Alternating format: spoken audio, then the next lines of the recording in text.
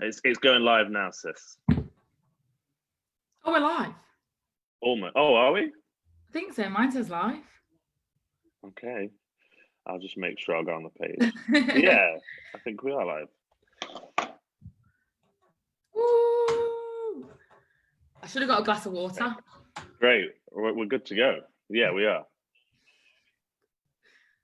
Oh, okay. Hello, everyone. That took me a minute to work out. I was watching the live, which is a few seconds before, and I was responding to you saying, "Oh, hey, we're live." Hi, everybody who's tuning in.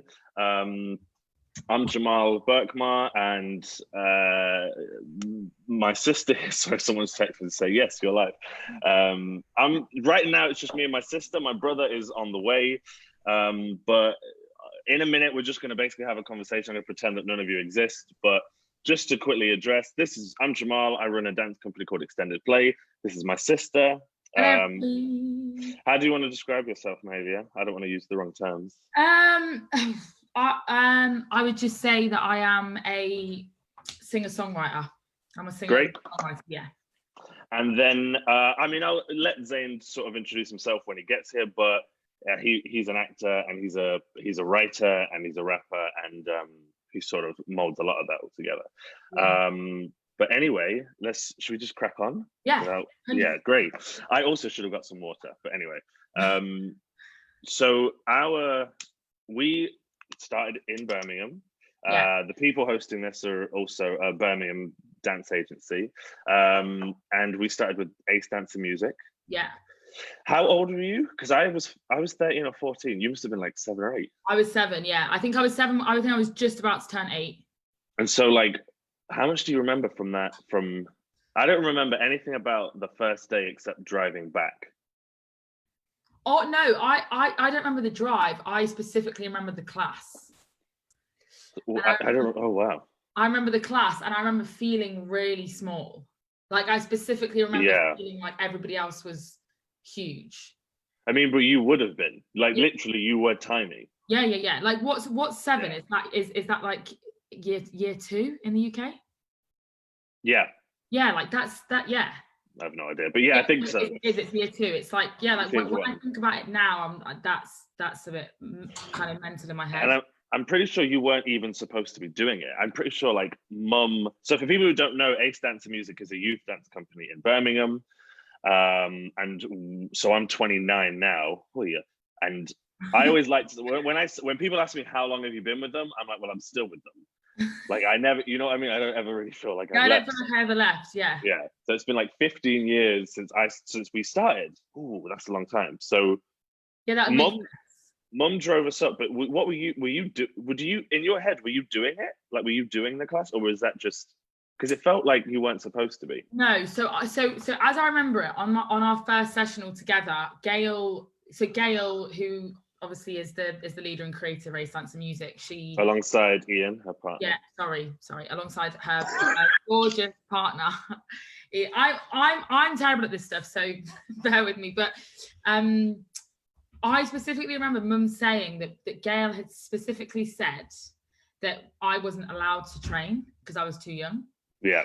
And then when Mum got there, I was on the way up thinking that I wasn't going to dance, but Mum had made me get changed into the kit in case.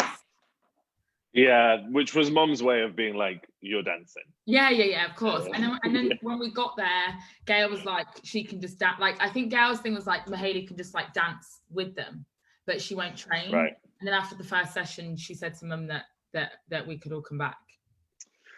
Yeah, it's because so you got to think Zosa, who's one of my 2 years from Ace, who's the youngest brother of Zizi and Rudy Cole. For people who know, Rudy is Human Hoods, who lots of people in the dance world are familiar with. So just tagging that, but go on, carry on. Yeah. So Zosa, he was like nearly 2 years older than me. So he wasn't even that much older, because he was not like he was. Yeah, like me and Zosa have always gone through life just like I'm slightly behind him. I think he might be a year. Yeah, maybe. Like that whole he was young too. Yeah. He was young, but I think maybe because we were just new and like him and his brothers were there together, they didn't know. But I guess when we all came together, it was fine. And then we never stopped going. Yeah, yeah. No, you never stop going. In fact, you just keep going more. How, like, so up until that point, because so me as a dancer, it's funny, Zane's not here yet, but I don't know if he remembers, but Zane is the reason that any of us did any dance at all. Do you know this? No. So Zane, Zane is the middle child, and he is a middle child, and like Zane was always, it's weird, I'm the oldest, but Zane was the one who did stuff first. So do you remember the Mammoth, which was near us? Yeah. So we grew up in Leicester, and our family was, I mean, lots of families were, we lived near a canal, and our parents were a walking family. So it just, you'd be chilling, or you'd be chilling, and mum would be like, we're going on a walk. And that was it. That was how it went. Yeah. And the end of this walk was a giant mammoth, which was on top of a hill, and kids would like take their bikes up and then ride down, and no one ever really dared ride down. So like it was a constant trend that me and amongst other children would go to the top, be like, right, I'm going to do it, and then just walk their bike down the hill. And then I remember like my mum trying to comfort me, be like, oh, you'll do it one day. And then we turned around, and Zane, who's 4 years younger than me, is bombing down this hill. Like, he didn't care about anything. He just wanted to do stuff. I never knew that story. Yeah, and it's funny because I think about that with dance. Like, I was always in my room, assuming no one could hear me making like this sound on the floor, like dancing. Yeah. But Zane was the one who said to mum one day, I want to do a tap dancing class. Oh, right. And so that's how me and Zane ended up at DuPont, which was in Leicester, which was a more like classical and festival sort of dancing institution. But what was your, like, what do you remember being as a dance? Was Ace the first thing you did, or had you tried? Oh, okay. No, so the first thing I did was DuPont, but I went there after you had gone. Oh, really? Oh, okay. Yeah. I didn't know that. So no, we might have been there for the same time because we all did that show. I remember because we and Jane had blonde hair. Oh yeah, okay. Well, and I remember because like this. Yeah. me and Zane, be clear, me and Zane had long curly hair. Yeah. So it was yours in the show video that like the final show that we got back from the dance company. Yours was short. Can I tell you why it was though? Why? So me and Zane are doing a rehearsal with long, I'm talking like belly, like down to the belly button, curly, Goldilocks. And we walked in, we do the rehearsal, and no one said a word. Everyone, like, it was clearly the memo was just ignore them and they'll get rid of it. And like, I think that night we were like, yeah, we've got to cut this off. And we cut it off and we had blonde hair. And then the next rehearsal, I remember everyone was like, oh, this is so much better. This is so nice. Like, just, they were so fake. Everyone was just like, no, let's just ignore the hair thing. Yeah, I guess like there's also something to like talk about in that like world where I guess because I don't totally remember how much you and Zane did, but I did so much. Like I kind of started in that like stage school world. Yeah. And it's so different to where like I am now. Do you remember the competition? The first competition? Okay, I remember all of that stuff. I remember when I was training. I mean, I was younger than 7 because this is before Ace. So you were 4 or 5. Yeah, really young. And I was doing like ballet modern tap with I've forgotten her name, but it was another girl in Leicester who had a smaller. She had the same name as mum. Her name was Miss Debbie Ann. It was Debbie Ann. It was Debbie Ann. Yeah. God, yes. Yeah. So I remember really being turned off of dance because do you remember when I was 5? Yeah, go on. And we did the ring around the roses circle. Oh no, this isn't the story I thought you were going to tell. Go on. So this was like a warm up, and this was at that class. So so I must have been like 5, and we were all in a circle, all the girls, and we were like skipping around. And then I think the teacher had said everybody let go, and I didn't hear it. Oh God! So everyone let go. And then the 2 girls next to me, because I was still holding on, I spun out in a weird way and kicked all my teeth out. Do you remember? I do. I remember. I don't think I was in the room. I just remember the teeth coming out. Yeah, every single baby tooth was knocked out of my mouth. Guys, I've had my adult teeth since I was about 7. Have you seen my teeth? So I didn't know that. I actually didn't know that. That's really weird. I remember when I was maybe 13 going to school in Leicester, and I had to go to the dentist to get out the final chip of baby tooth that was left. I remember that. So like that. So then after that, I then left there because obviously that was a really bad accident and it was bad. And then I think I just remember Ace. But I did all that, like, do you remember that competition where I went and I like you lost? Yeah, and I lost. But like, what's funny is that you were singing and dancing. Singing, dancing. No, guys, I was singing, dancing, jumping around, doing splits. This was literally, this was RuPaul's Drag Race lip sync, bro. I was on my back, I was on my front, I was doing splits, everything. We should say there were only 2 participants. It was you and the other girl. Me and the other girl. So like, you didn't come like last in 10 places. Well, no, there were 5 of us, but there were only 2 spots. Oh, I didn't know that. Okay. Yeah. So it's funny that we never did that. Me and Zane never had to do any of that.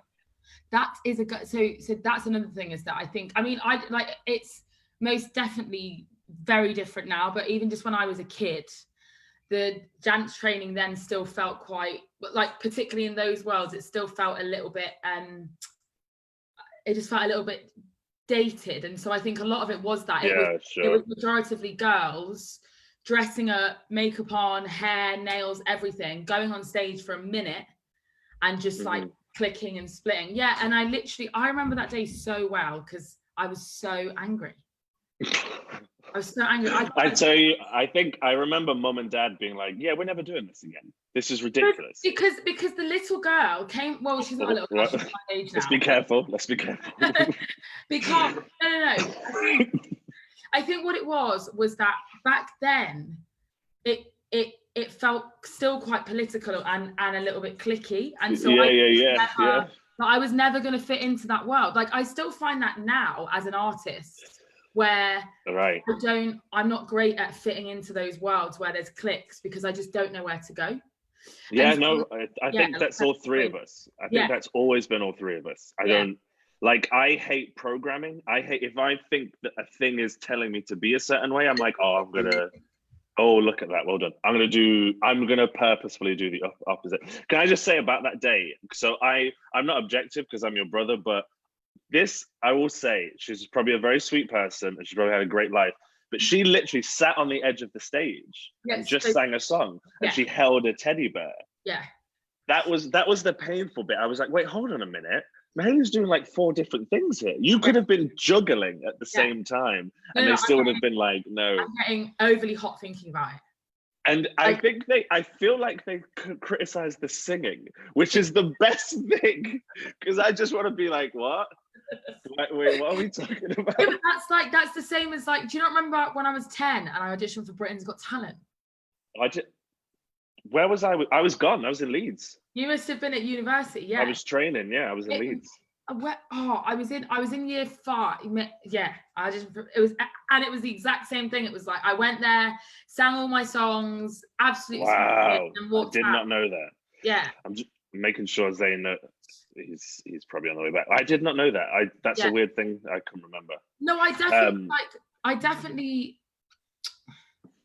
I feel like, because like I was probably more a part of the competing world than you and Zane were. Yeah. And I think maybe that's what I understood as I got older, was that I actually don't enjoy competing. Like, it felt a bit like pageantry. Like I don't remember. I know that boys would do it, but I don't remember it. Like, we were in the same stuff as all of you. We were on all the same clubs as such. Me and Zane never had to do it. It was never a thing that was put on us to do. Yeah. What about, like, because so obviously I want to talk about process and craft, but so you've articulated this to me, but can you describe the songwriting, the mirror, and the watching your mouth move thing, and how, because I'm going to talk about that with Zane a bit later as well, but just how, like, a piece of movement helped you begin to do songwriting? Yeah. So when this kind of started when I was like 11. So when I started playing the guitar. Yeah, and just before I left. Yeah, I think earlier, mate, because I used to struggle to get in the bathroom because you were in there. Yeah, but this is so total sense. But yeah, no, I think So when I was 11 and I started playing, so first and foremost, I only really started playing because when I'd watched Dad play the guitar, I genuinely was like baffled by the fact that his hands could make sound. I still am baffled by it. Yeah, and like you had, and because you had the heavyweight keyboard. Oh, okay. I didn't know So you that. had a keyboard in the, I think maybe it was in the living room or it was upstairs. But remember the piano? Yeah. That I remember. I don't remember. Yeah. So I think because I used to watch you play that, and then Dad used to tinker on it a bit, but I never really took to it. So then when I found the guitar, I like genuinely was just like, all I want to do is like work this out. And then for ages at school, in the school band, I wasn't the singer. I was either the bassist or the guitarist. So I stayed away from it for ages. And then, do you know what? It came from poetry because I used to, so whenever I would like be doing something for school, because I was always in the extracurriculum stuff, whether it was like, like the school council or like it was called G&T back then. Do you remember that? Gifted and Talented, yeah. Yeah, I think it's got a new name now. But yeah, anyway, carry on. And so I was in the school council and I was in Gifted and Talented English. So I used to do, so I had loads of time to like focus on poetry basically. And I'd write my poetry, or like say I'd be writing like, I don't know, like something that I had to say to my class, and I'd always rehearse it in the mirror. And then when I started writing, I don't know what made me want to go to the bathroom and like do it in there, but I think I'd always rehearse things I'd always rehearsed in that way. So I'd always gone, watched myself and critiqued myself based on what I was looking at. So, and obviously back then, like, it's not like I could film myself or like I had a little phone back then. So Sony Ericsson, that's what I had. I had a little, do you remember the brand Alcatel? Yeah, because I've got one of their 99p phones before. Yeah, So they brought out this like bright pink phone, and it looked amazing, but it was so bad. But so that's what I had. And so then, sorry, I know it's long-winded, but so then when I then came to writing songs, most of it came again from poetry. So I was playing the guitar now, but now I was in the bathroom playing the guitar, and I think. Again, I think subconsciously I was doing that to watch my hands get better. Do you know what I'm saying? I see. Right. I always used that setting. I think because I was comfortable in that setting and nobody was going to bother me there, and I could lock the door. Yeah. Because I was still quite nervous back then. But it was the specific thing. So you're washing your hands, which like is definitely something I relate to is dance. Like if I see someone do a thing, I'm like, oh, I know how to do it now. But the other thing that you really hit home to me was that, look, I don't know if this, because I watched you do a show in Leeds. I'm going to let Zane into the room in a second. I watched you do a show in Leeds where I remember my friend was stood next to me and she was commenting on how you would smile as you would sing. Yeah. I always thought like that's part of the fact that you were staring at a mirror and you were watching your lips curl, and it would and it would figure out words for you, and it would change the sound. So like all of it is this weird and wonderful science that most of us can't even explain, because it's like all I know is that when I sit in front of a mirror, and then also so in a bathroom. Because for me, I had the bath ledge, so I would sit on the ledge looking in the mirror. And we had a big mirror. It was a giant huge mirror, yeah. And then you have the acoustics. And then so with all of that, you're basically doing a live show, but to a mirror. And it's a way of like rehearsing that thing. And so, but no, you're right. So I would watch my mouth. I just know what was coming next. Even sometimes now when I'm writing, I'll put on my photo booth on my laptop and just sit, because that was a thing. Yeah, the photo booth was a thing as well. Because there's something about the live performance. So if I'm watching a live performer, I'm watching their face more than anything, because I want to know what it means. Yeah, I get what you're saying. I'm that kind of like some people don't even like. I'm maybe because I'm super connected to all of my songs. I don't know, but what I do know is that my stage performance every night, facially, when I'm playing is the same, and it's because most of those songs I haven't even realized that I've rehearsed in the mirror for years. Let me let Zane in on this, because there's a bit here. Hold on a second, guys. I hope he's clothed. Zane, I'll let him do his sound and everything. Woo. Sit down, bro, Zane.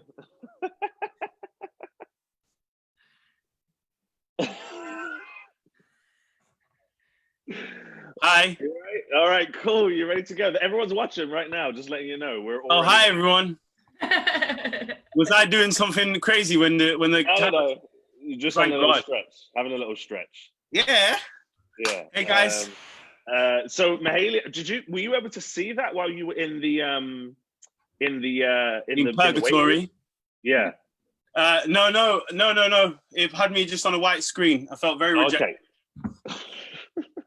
So Mahalia's just been sort of elaborating on like being in the bathroom, staring into the mirror, working out that like physical process that she had. Yeah. And so like she talked about, basically it's almost like rehearsing a live performance she was doing, so that then when it came to doing it in real life, the emotions were already there. The emotions, exactly. Because it is literally, Jamaal, it's literally like choreography. It's like, I know exactly when I'm going to smile and exactly when I'm going to close my eyes and exactly when I'm going to look at somebody. Like, I know all of that. But that all comes, that literally comes from me looking at myself and choreographing on my mirror self. Does that make sense? Right. Yeah, absolutely does. So Zane, go on. No, go. You're going to say something? No, I was just saying, I create what I want to see. And I because after seeing so many live shows and kind of absorbing that for so long, and then finally getting to do that myself, I was most definitely trying to create a picture that I wanted to see on stage. Mm-hmm. Yeah. Right. Cool. So Zane, I was thinking there's a connecting through point here about, I mean, I've already kind of introduced you as a writer, a rapper, a general doer and beer, but could you sort of mentioned to me about how when you're writing, you have to embody it. You can't, you need to move, basically. I should just say everyone's just come off work, so he's walking straight into this. But yeah, if you could talk about that, that'd be great.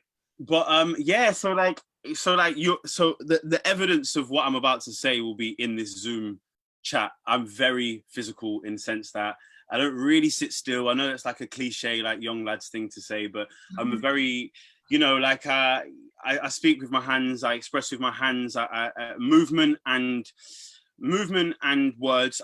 I've found a bridge between them, and sometimes it comes out naturally, but then sometimes, say when I'm sat down to write, which is something that's quite, I could say, quote unquote, unnatural, in the sense that it's not, you're putting creativity onto a page rather than it flowing naturally.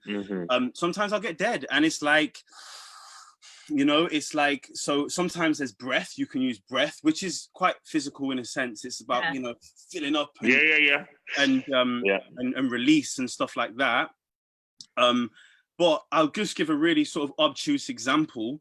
But like, I can't write angry if I don't do something that feels tense and angry. I can't write love. Like, I'm saying to you guys the other day. Yeah, I don't write in a library, because if I'm writing a love scene, no one wants to be in a library and there's, me, and I'm just stroking my face, because I'm just being straight. I know it probably feels a bit wishy-washy, but anyone who's ever used a completely ulterior impulse to get through a dead zone in their creative process will understand what I mean. Like, I'll use physicality sometimes right in the middle or right at the start of my creative process in order to just get there, get to the place, feel what you're trying to write. And I guess it's just it's like a cheat code. Yeah. It's weird because you mentioned two things there. It's because we talked about this already a little bit, but it's so much the reverse, but it's still the same follow through. Like, so you're totally right about breath. Like, as a choreographer, my process is, I've got a little thing here to share with you, so, and everyone can see this as well. Let me just do some sharing screen technology here. There's so many screens. I got to make sure I open the right thing. So this is something I've been working on recently with my dancers. Can you see these counts here? Yeah. So I've taken away a lot of it because I don't want to give away all of our secrets. But so if you take like this little bit here, this 1, 2, 3, 4, 5, 6, 7, 8, and this red part here, and these this blank bit here, and where this 5 should be here, it's all gone. It's weirdly similar to what you guys are talking about, in that, like, I will hear the same Like I'll play the same bar of 8 over and over again. And you talked about breath, Zane. Like I'll breathe it. I'll breathe where I feel most comfortable, and that like forces me to move. And so I have to begin in the opposite way. I have to sit down quietly. I've got rid of it now, just in case you're still looking for it. I'm searching for it. I'm looking. Where's it gone? Sorry. Oh, it's gone now. Yeah, I have to sit down. I have to like listen to that 8 bar over and over again. And so like, I won't do an example of it now, but like it's almost like ad-libbing, but just with my diaphragm and just with my breath. And then I'll find the movement, and then I'll work out exactly what the 8 is. So that 8 was like 1 and 2, 4, 6, 8 and 1. And so that's all those little gaps. I've witnessed that as well when I've seen you dancing. So that's me going, right, when I build that phrase, I know where I want to hold my breath. I know where I want to release my breath. I know where I want to let it sort of linger a little bit.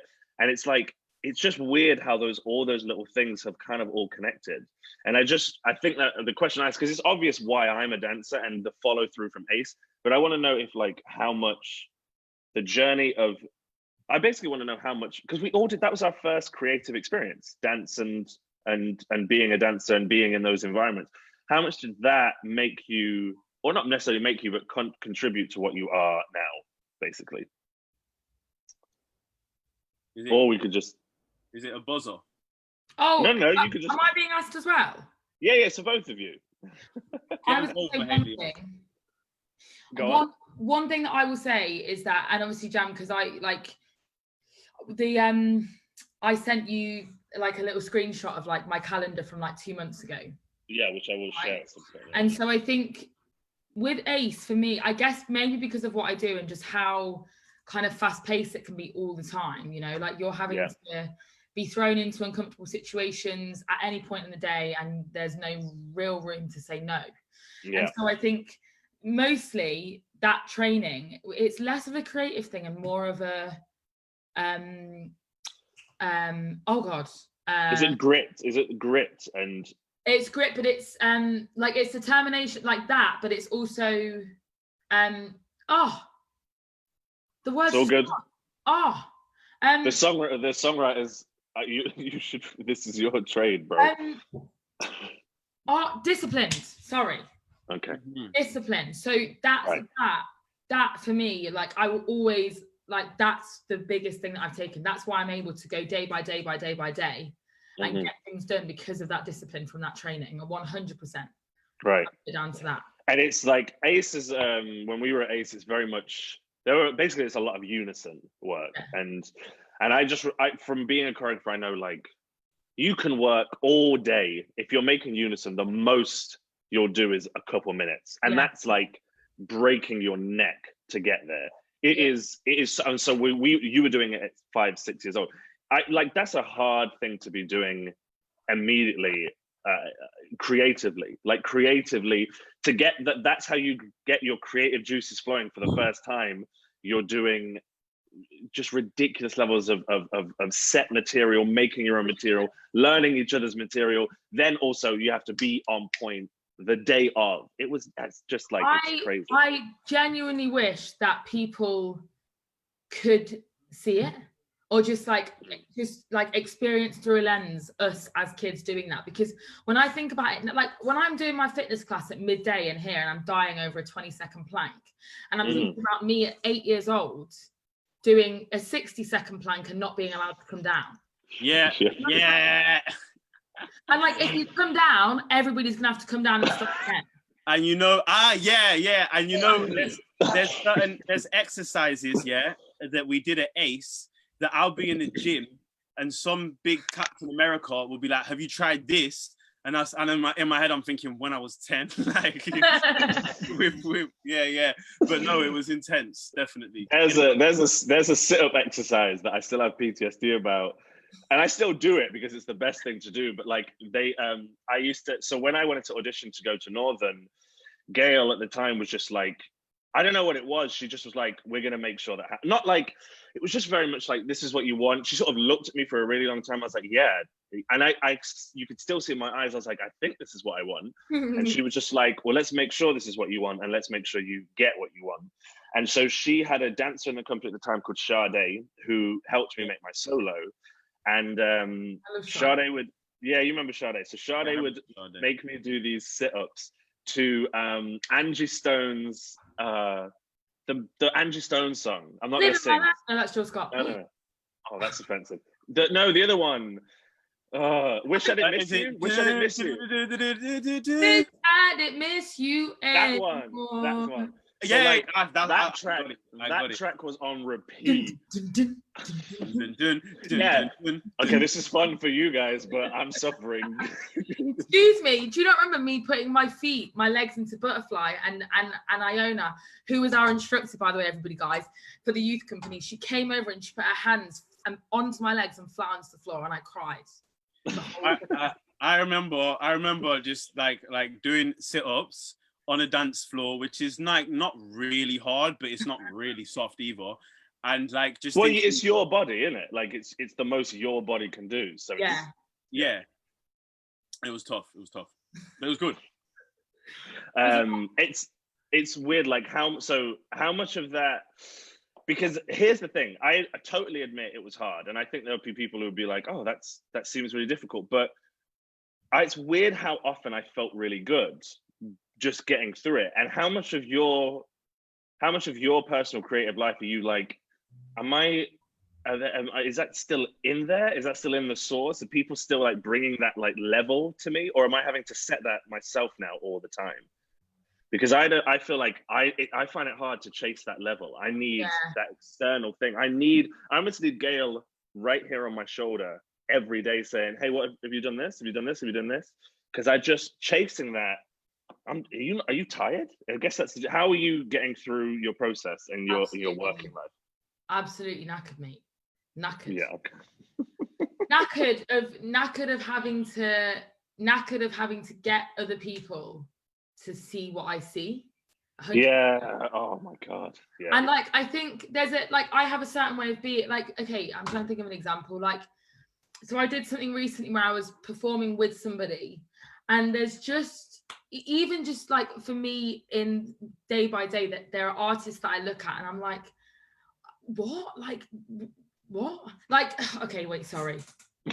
I'm trying to explain this without making it bait. So yeah, sure. What I'm saying is that, okay, so sometimes I'll be doing promo all day, or I'll be going to do interviews, or I'll be going to do a show in the evening, and I'll come across other artists in the day, right? And what I'm saying is that I like, say I'll be doing the same event as somebody else, and I'll be doing the exact same thing, and this person over here has come up with all the problems or all the reasons as to why they can't do it. And for me, my head doesn't even go there. And maybe it's because of that training, but I don't even get to the point of like, no, I've been in my bed feeling like I was dying. Mm-hmm. And I've somehow every time gotten up and got on stage. I've cancelled two shows. I've cancelled 2 shows in 8 years of performing. Mm-hmm. And I think I remember so much about that energy in Ace, especially of like, oh, there's a problem. Okay, cool. Let's immediately find the solution. And it's weird. And I think this leads me on to something that we haven't got long before Mahalia has to run off saying, but me and you have talked about this a little bit about quarantine and about how much we've both sort of relished this restriction a little bit. Me and you? Zane? Yeah. And I wonder like how it's weird because that I totally have it's taken me a minute to like really so what's this been like for you this last 8-9 weeks, creatively, physically, all of those things? Well, it is worth saying that I've only been back at work 3 days, so I have fully been through, the full sort of, well, not full, we don't know how full it is, but I've been through quarantine. Mm-hmm. And I mean, it came in stages for me. I had overkill at the start where I had to become, I was like a transformer, and I was gonna, I don't know who I was trying to prove something to, like maybe Mother Nature, but I was like, I'm going to come out of this like 1 million times better. But then just, I think, to answer your question, I have relished, time has been a big thing. I create a lot. I come to realize no one can create that well under stress. Maybe some people do respond well to stress. Mm-hmm. I don't respond very well to stress. So just having the time most people say, plan your time, give yourself enough time, but like taking all of that out, like, no, don't give yourself enough time. Don't plan your time. Have breakfast until 3 in the afternoon. You know what I'm saying? And just, 100%. but just this kind of like, I don't agree. You disagree? Carry on. No, carry on. Just kind of like the difference between being in a pool and doing lengths, or being in the ocean and just saying, just swim. And that's what making stuff during this process felt like for me. Like, there's no deadline. There's no. Yeah. So I just embraced the sort of the not vacuous, but the openness of the time. And I've had new ideas for new projects. I've created work that I probably won't even start for 2 or 3 months. Yeah. But I mean, I'm having ideas that I won't work on this year or next year, and I'm working on them with dancers where I'm like, oh, I'm not going to be touching this for a year and a half. Mm-hmm. There's no way I'm going to I don't know when a theatre is going to be open. So it's, go on, mate. How, like, I mean, I'm sure that you guys both experience this as well. I feel like because of what we do, we're also so used to other people's opinions and like other people saying things. And that's the one thing about this time that I found so purifying, because I needed to, like, I didn't realize how much I needed to get away from everybody else's mouths. Yeah, I think of, like, I've always been I don't really care what people think. And I've always noticed how much, because I hear it when you guys talk sometimes. I'm like, oh, wow. And it's fine. It's not a criticism. It's just like, yeah, there's this one thing I can feel that like this space would definitely do well for you. It's just that you learn to like really know when you want to like something or when you want to hate something that you're doing. I also think, Jam, that your art form, and correct me if I'm wrong, you probably will correct me, but I also think that your art form and you within your industry have earned a sort of right to kind of not care, whereas I think me and Maze are in slightly more commercial. You know what? It is. I know what you're saying. Everyone doesn't throw their 2 pence into dance, but everyone has an opinion when you are, And also, essentially, I think like even when I look at you, if you were creating something and I, as a superior, came to you and said, I'm not sure about this, you could so easily turn around and say, that's fine, I'm going to do this myself then. Yeah. You know what? It's true. It's true. And maybe it's because I'm in a contractual agreement that I feel less in control. So I think this time has allowed me to just be like, well, this is what I'm doing. Nobody can control my laptop. No one can control what I record or what I write. So it's almost like I have in this time been able to go back to the mirror thing. Do you know what I'm saying? Yes, there is a bit of a privilege that I have to not care. And I think but where I think that doesn't stack up, and I don't know if I can bring this on screen. You've already sort of talked about it, Maisie, but and Zane, we're going to talk about your process because Maisie's going to leave in a second anyway. But huh? Where are you going? No one's business. What are you talking about? I'm going to get the keys to my new house. Why aren't you free all the time? It's quarantine. So can you see? So this is Mahalia's schedule, basically, for like a few days in January. Yeah. And what I think is really interesting is like you have 2 promo days. Obviously, there's the flights. What is Grammy Warner, Mahalia? That was the Grammy party for Warner Music. All right. We get it. Okay, I should have known that's what it was. And I think like the reason I bring that up is because you're totally right. There's such a privilege I have to not care about a thing. And you're right. You have these like overarching things to your industries a lot of the time. But where I want to know, like, how do I do better as an artist? And how does, I guess, people in my industry do better? It's like, we're not selling what we do with the same like energy, passion, and ferocity that I think people in your industries do, both of you. Yeah. So yeah, there's a lot. Like it interested me to see that you had 2 promo days in the space of like 11 days.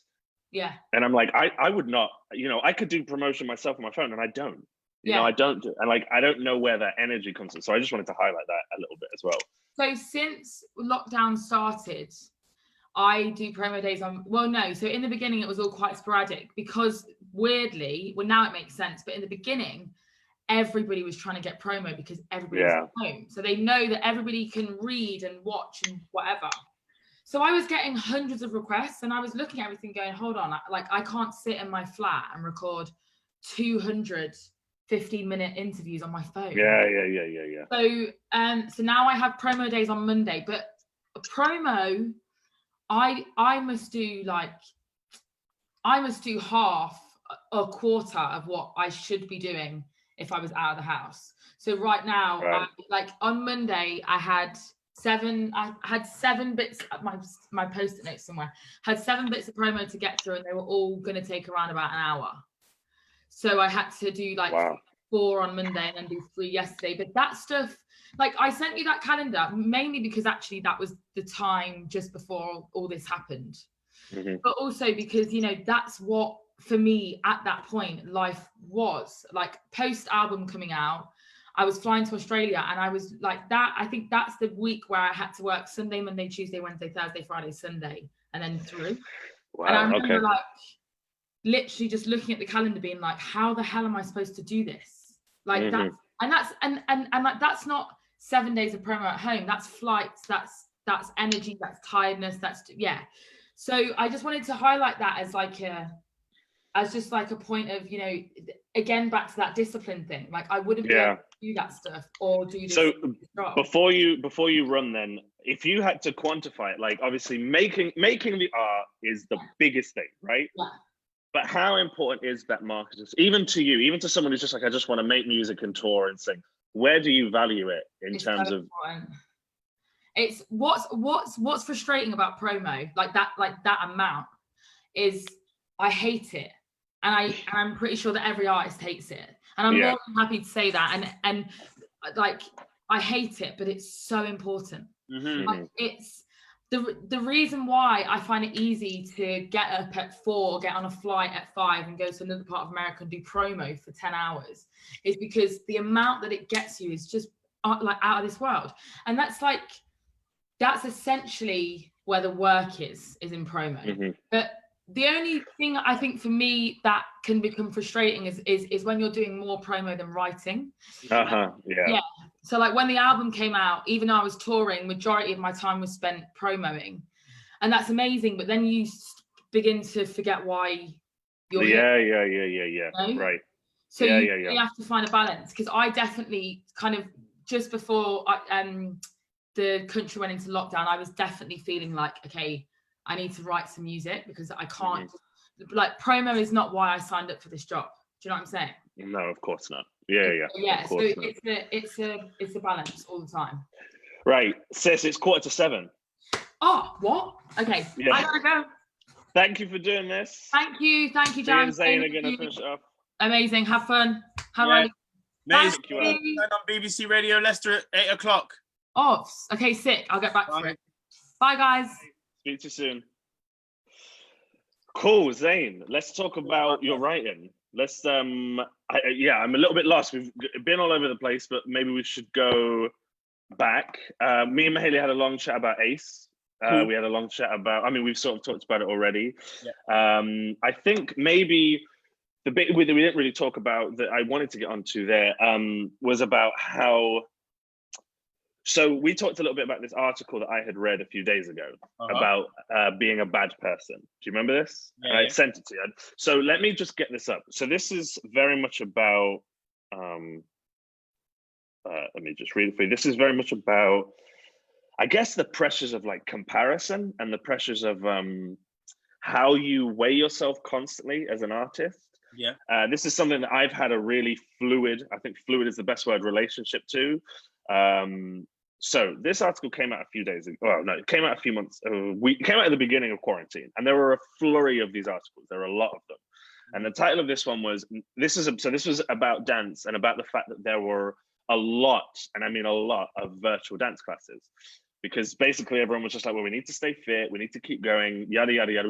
We can't come out of this less. Are you frozen? Oh no, you just no, still. Concentrating. Yeah. Okay. So the title of the article is "No, you're not a bad person if you don't want to take virtual dance classes." And I'm not going to read the whole thing, but there was a specific part of it that like kind of hit me a little bit.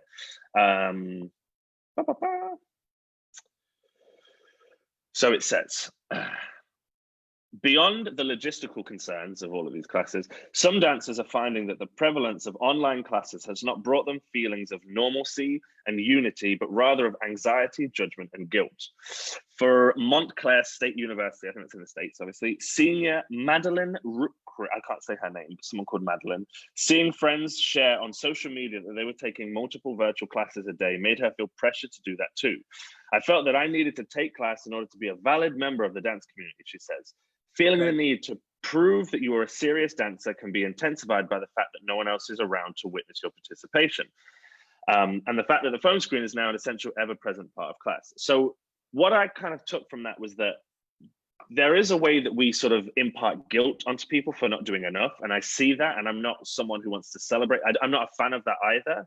Yeah. But there seems to be another thread to this. So on one end of the spectrum, I think we need to maybe be a little quieter about telling people. I think there was a quote that went around, if you don't get anything done in quarantine, you didn't lack time, you just lacked discipline. And I think that's like, we don't need to hear that stuff. Yeah, I know. I think a lot of people have made that face. I remember hearing it thinking, oh, I get it.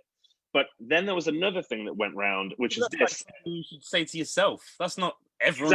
Exactly. Well, I think this is the crucial bit. These are things you should say to yourselves if you need them said. But this article seems to present to me this idea that others doing anything makes me or the object of this feel guilty about the fact that they're not doing.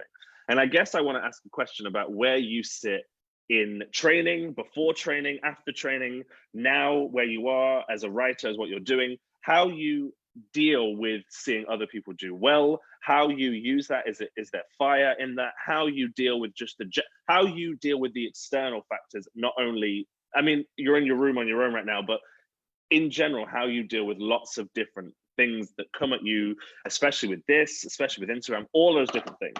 Mm-hmm. Yeah, that's basically the gist of this. Well, it's actually a really difficult question, because you naturally want to give the perfect answer, and you naturally want to give and you know what, like, do I get jealous? Yes, of course. Who I don't think people don't get jealous. Do I feel bitter when I look at things? And is it, you know, and knowingly that's based on my own insecurity? Yeah, I do. But I mean, as an actual, I mean, to go as far as to write an article or as an actual opinion to subscribe to, I mean, I just think that I realize, especially in what I do, like you said, I'm thinking about rap right now. I'm thinking about music and rap.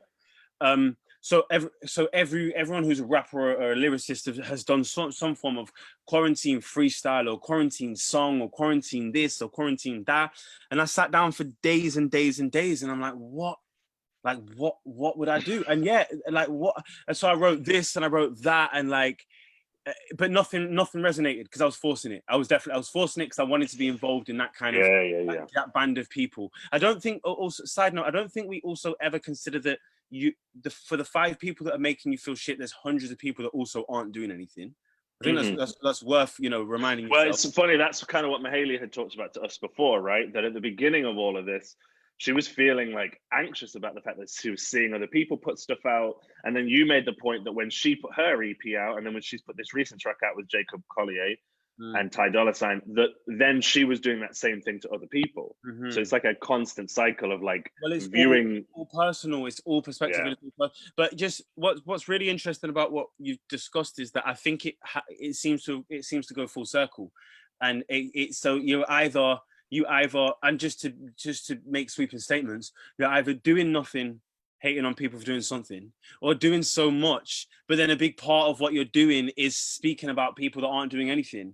And I just think both are just two kind of like extreme levels of activity or inactivity that are just they're not personal. They're about ego, and they're about like a demonstration of self. And I just think like, I actually think my mindset in terms of this is quite good. I think like, if it's not positive, leave it. I draw on inspiration from other people. You know what's really been helpful? Celebrating other people. Celebrate someone else's success, or celebrate their activity. And you're guaranteed to feel exponentially better after that. Took me a while to learn, because I was always so like, I was looking at other people's choreography, like, how are they doing that? I didn't even care about like commissions they would get. I didn't care about money they would get from different funds. I just was watching it like, why, how did their brain do that? And it wasn't until I was like, stop asking that question and start giving people their flowers while they're still here. So I have a friend who I talk about all the time. His name is Barnaby Booth. And I would watch him work and I would talk about him all the time. He was like one of the first people I remember going, everyone needs to look at this guy's work. Everyone needs to look at this guy's work. And in doing that, he would show me what it was he was obsessed about. And then that helped me learn what I wanted to be obsessed about. And so I'm so happy you said that, because it took me such a minute because of fear and anxiety that it took me forever to go, you know what, if I just start being overly beautifying everything else that people are doing, I'll find that in my own stuff as well. It just took a minute for me as well. So you're still basically a recent graduate, but you're writing. Can we talk about the writing? Yeah, absolutely. So when we speak about writing, I'll clump them all together. I'll say like my music, spoken word, and writing for performance. So writing for screenplays and plays and stuff like that. Yeah, I mean, what do you want to know?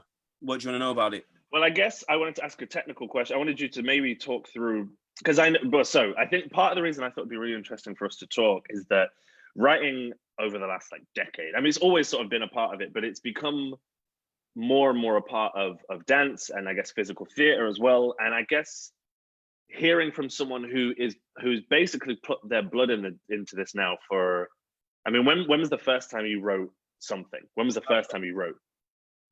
Like, Mom will probably correct me, but it's primary school, so I'm gonna say like 10. And so but it was obsessive quite quickly, because No. What, me? Yeah, that's what I mean. When I realized that I could write as opposed to other people, when I realized it was possible to write, I wrote.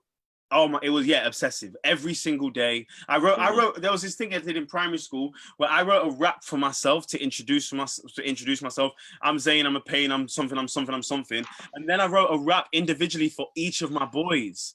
So that I had this gang of friends, and I was like, Jack, this is your rap, and I'd hand him his rap. Oh, stop! No, I don't. They couldn't rap, so like, I loved rap.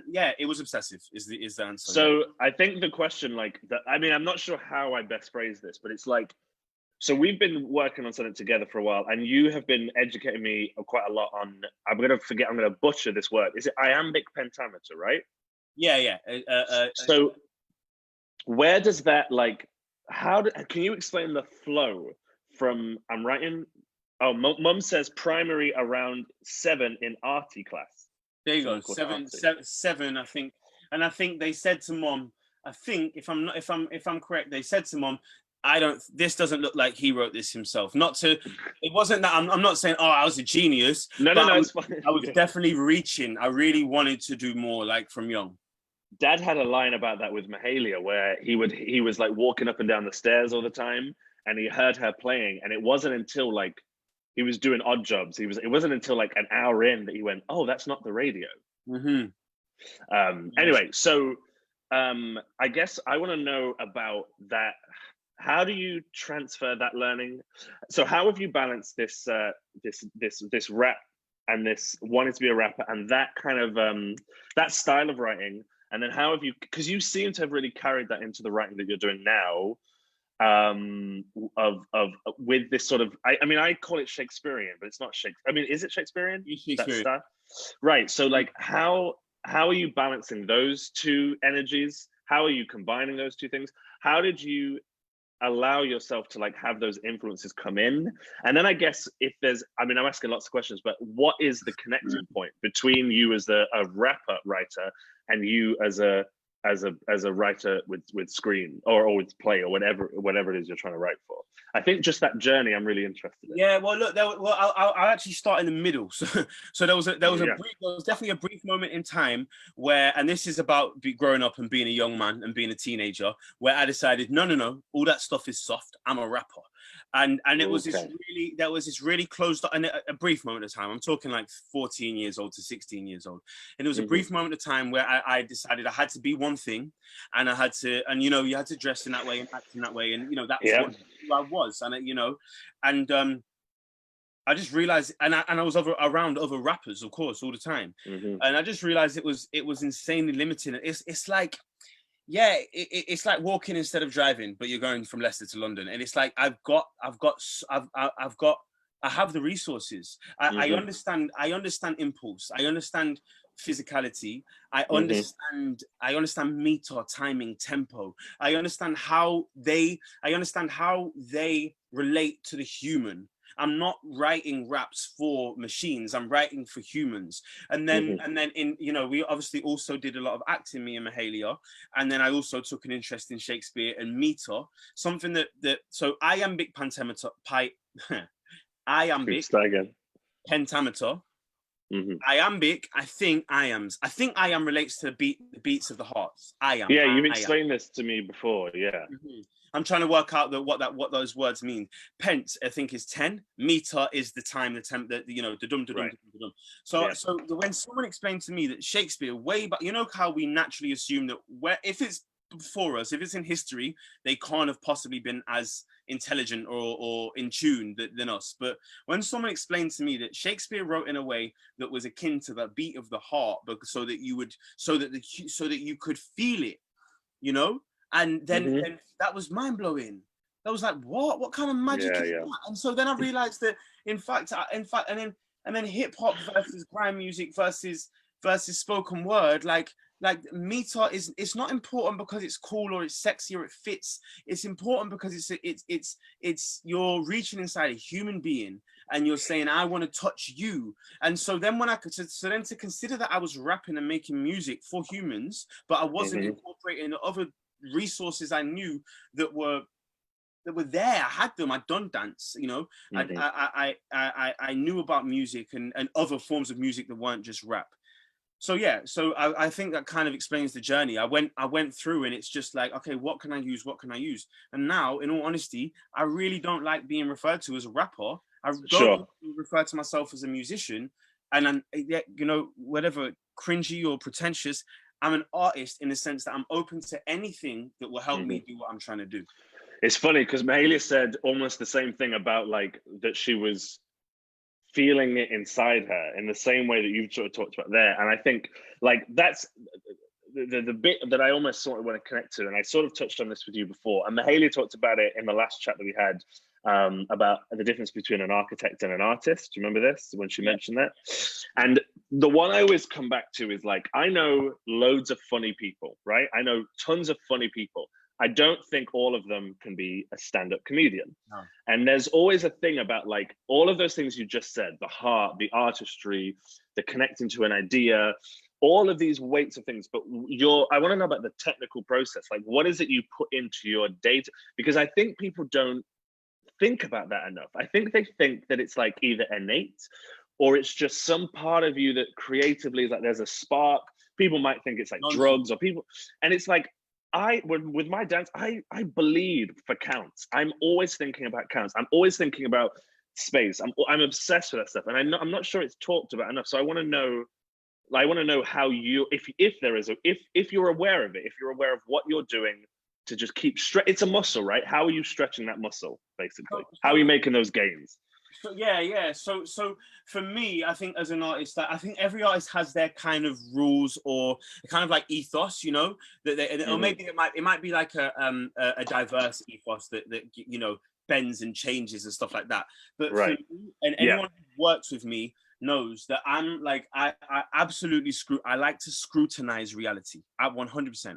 So everyone's always talking about being real and being truthful and being sincere, but like if you'll see, I can do a screen share if you want and show you some stuff later on. I was going to ask you in a second to do that anyway, but just but like so if you actually the raps I make, I think it's important to make nice, enjoyable sounding music. But like, and I don't think, you know, you can have incredible lyrics. I don't think if you've bothered to try and play it nice, I don't think you should be entitled to have your lyrics listened to and celebrated. That's my opinion. Because I think that what some lyricists forget, I think they get lost in their head and they forget that in actual fact, the music is also a form of connection.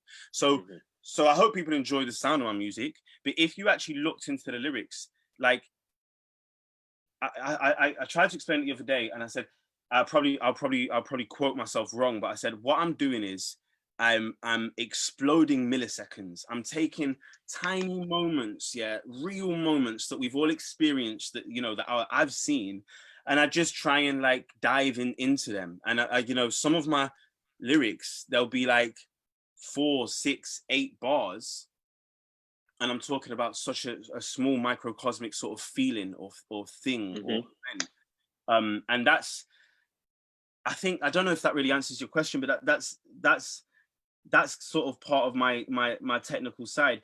But that's where that's where the meter, and that's where the, you know, I'm trying to connect to the heart. I'm trying to connect to the soul. I'm trying to make the belly drop and think, oh my God, I experienced that, but I don't know where. Like, I'm trying to create deja vu for people. That's what I'm doing. I guess my the thing I'm always trying to battle with and always trying to ask is like, and there's questions coming through that I'm trying to like read at the same time, but we're not going to be able to get through all of that, unfortunately. But I've always wondered, like, if you do that to a person, if you make them drop, right? If you, and I've the one experience I always talk about is the first piece I made. You've seen Ocean. Right? Yeah. I would have quoted that as a piece of dance that I look at and I don't know where I remember it from, but I remember it for the first time I ever seen it. Do you know what I mean? Okay, sure. I know what you're saying. And I think, like, so I'm not a fan. I hate. I think I'm possibly the first thing Dad ever said to me when like my career started like going somewhere. He said, "Be hungry." No, he said, "Be humble, but be hungry." And I think I'm not a big lover of like chasing overly positive things about myself, but I know about that piece that it really hits with people, and people would often have a really emotional response. And I know, so when I made that, it was very innate. I was still very young, but since then, I've always wanted to know, well, what are the technical things we did? When did we hit the unison in the right way? When did we make noise in the right way? When did we hit the music in the right way? When did we ignore the music? When did we face the audience? When did we face each other? When did we do all these things? When did we harness the space in a way that then would have an emotional thing? Like, is there a way that you can understand that technical process? And I guess like it'd be a good time maybe to look at this a part of your script and see how you want to break that down. Should we do that now? Yeah, why not? Yeah, but you got to tell me how to screen share though. So at the bottom of the thing, it says share screen, but be careful because you don't want to open nothing that's too dangerous. You want to basically, it should show you the thing you want to share and you should be able to click it. Desktop, whiteboard, Google Chrome. But where have you got the script up? Yeah, man. It says unknown though. Is it in that, in where it says unknown, can you see the script? No, everything's kind of blanked out and white, but I think I know why. Don't worry, I've got this. Okay. I'll put faith in you. Yeah, it's just asking me to confirm it. Cool. We'll find that first one. Okay. We just had a first pause.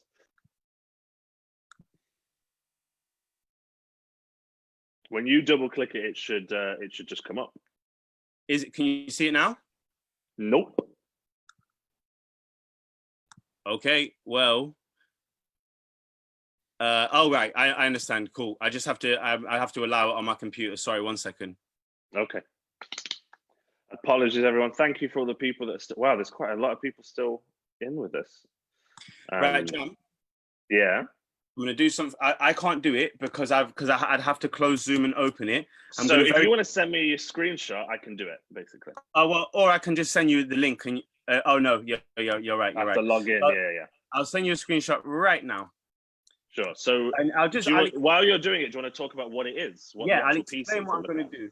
So there's a script I wrote called Bed, and it's like this script I probably won't ever go anywhere. It was me exploring an idea to later on go and continue to write in that way. I just wanted to prove to myself that I could do something. And yeah, sorry, Jam, I'm just coming with this screenshot, but basically. The whole play, it's a very short play, probably about half an hour, is about two people, a man and a woman, probably lovers, and they're just in bed. And the whole play is about them waking up. Do you get what I mean? Yeah. Waking up. And for some reason, Caltex is just taking ages to load right now. Yeah, it's a long thing. Do you want to read it? Like, you could read it and explain it. Yeah, cool. I can read it like from just out. Yeah, you people don't need to see the lyrics. No. Right. So yeah. So I was talking earlier about sort of exploding milliseconds. Yeah. Yeah. So this script, there's this one section of the script where, Oh, sorry, Jam. I know exactly what I'm going to do. I'm going to send. I've got the lyrics right here. The words right here. I'm just going to send you them on. Should I send it on WhatsApp? Yeah. I'll be able to open it from my phone. Right. They are with you now. It'll be much easier for me to do it in this way. Yep. Just sent. All right, cool. So I will now do this, and we can have a look at my phone. I hope I don't get any messages through. So here's my phone, everyone. Don't get too excited. You're not seeing anything special. So do you want to start? Yeah, fantastic. So cool. So basically, Ben is one character. He looks at Melissa, and Melissa starts to wake up.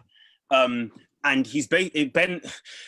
To give some context, Ben wakes up much earlier than his significant other, and they've come to a sort of an agreement. He's going to sit and read a book and not wake her up because she needs extra sleep. And he's basically relating her waking up to him starting a new book. And I'll read it for you whilst you read along, but I'll stop and I'll explain some words, and I'll explain some sentences, and I'll explain how it's me doing what I said earlier, explode in milliseconds. So in chapters Does She Rise is an ode to your eyes that open just to gulp the morning's light in equal and humble portions, gorgeous. Eyes partially colored by a sun that sneaks between kissing curtains and exposes the floating dust of dying stillness. So now this is a millisecond. You know when your curtain is just slightly open, yeah, and then the light shows the dust, you know, yeah, and it's like a beam through the room, right? Yeah. See, now now I see it, and it's like it's fully formed in my head. The way it's like because of that line in particular. Let me show you one more part where it really comes out, I think. Yeah. So there's that, and then there's another part, and the thing is, the reason I'll show you this next part is because this is actually I'll read it, and I'll just explain that this is really about like the way I wrote this was by staring at a person waking up and trying to, you know, say just write exactly what I saw. So where orange meets grey and the cuttlefish swims through beams and back to nowhere, as your eyelids surrender to encase what might be double as beautiful, the page is turned. In chapters Does She Rise is my waking, waiting for your foreword, which precedes your prologue, which precedes your you. Not bored, I would never not read, and to say I would have you quicker would not be true. Your yawn is the emboldened and large O, and your stir sings once upon a time. You yank the duvet with you in whichever way you roll, and I place bets against the pray that more of you will be mine. In chapters Does She Rise be the crisp turning pages of a new book that welcomes its reader with gentle invasion of space. Whether now or closer to never, eventually you'll roll your arms along my waist and I'll put your hand in comfy place and back to wait in state.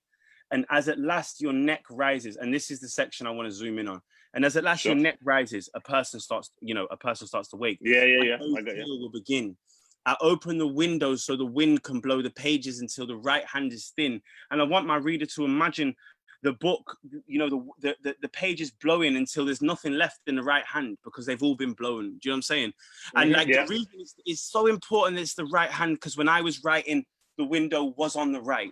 And that's so essential to me. Like, I don't think you can access what I'm trying to access if you're not like almost obnoxiously accurate. Do you know what I'm saying? And anyway, that's that. I won't go on and on, but that's what I mean by my style. So yeah, but then how, I think we've talked about this and I think we should use this just to close up. Do you remember when we first started working on this new thing that we've been working on, which I won't say much about because this is for us at the minute, but I played you that Anthony Hopkins video of him talking about like, he would read a script like 1,000 times over and over again. And then when he would come to perform, he basically said he would let the part play through him.